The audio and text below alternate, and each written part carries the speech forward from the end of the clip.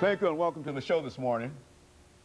The topic this morning is the civil rights movement in Tennessee, and we're fortunate to have with us Professor Gloria McKissick from Tennessee State University to talk about some of her experiences during the movement in Tennessee.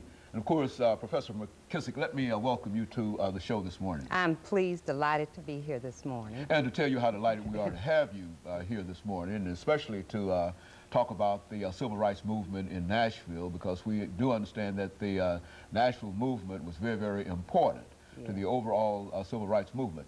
But Professor McKissick, before we get started talking about the civil rights movement, let's talk about you. Okay. Let's have you to give us some information about your background, your education, and some of the things that were important that eventually led you to Nashville and eventually to participate in the movement, and after which we'll talk about the civil rights movement in Nashville itself. Okay. I was born and raised in Detroit, Michigan, and went to the public school system there, and upon graduation was interested in coming south. I was from a middle-class family, and back in the day, you sent your children south to school. I had an opportunity to go to Wayne and Michigan State University, but I wanted to go to a historically black college. And that's kind of interesting because in the South at that time and other places, they were moving towards integration. And I had been in integration, living in, you know, predominantly white communities, integrated schools, and I wanted to have the opposite experience. So I came south and attended Tennessee State University. All my education is at Tennessee State.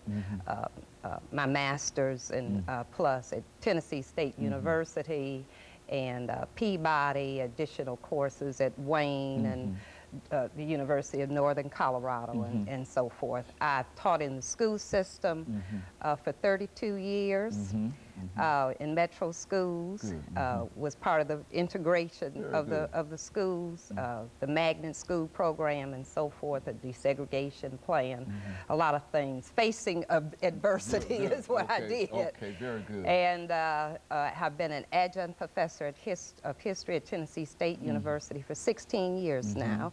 Taught in the pilot courses at Rivergate and Ball State Community College, teaching African American studies. And so you've got quite a bit of experience dealing with Tennessee State University and the state of Tennessee, even though you came from Detroit. You've been here such a long time, and of course you came at a very, very ripe time in terms of what we're talking about this morning, the civil rights movement. And I think you've indicated earlier that, talked about opposition and I think you used the word adversity of whatever. Let's talk about the civil rights movement and how you met that movement when you first came to the city. Let's look at separation, because you were not familiar with the restaurants and two sides and all of that. It was a cultural shock for me. It was a cultural shock. I remember so vividly coming to Nashville, 1961, I'm talking about, and being in the downtown area, the Black Business District, and I never will forget seeing the huge billboard that had the Gold Dust Twins looking down. That was a cultural shock to me, and going into the stores and seeing canned food that was called Negro beans and stuff like this. So that was very different. And the only very, very few things that I can remember in my background that made me aware of the real race problem that existed in this country.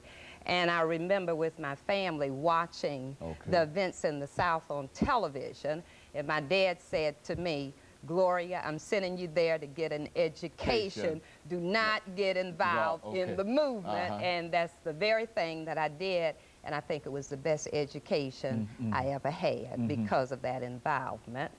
And when I became a student at TSU, it was in '61, and the Freedom Rides had already taken place, and many of the mass movement events had already transpired.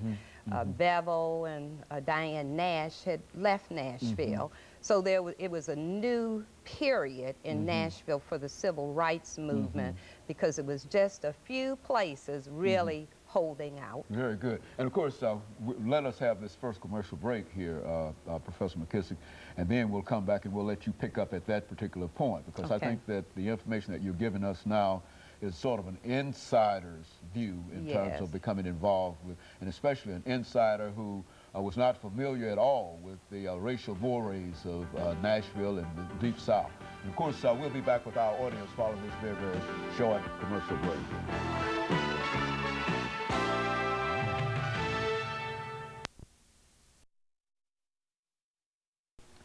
The topic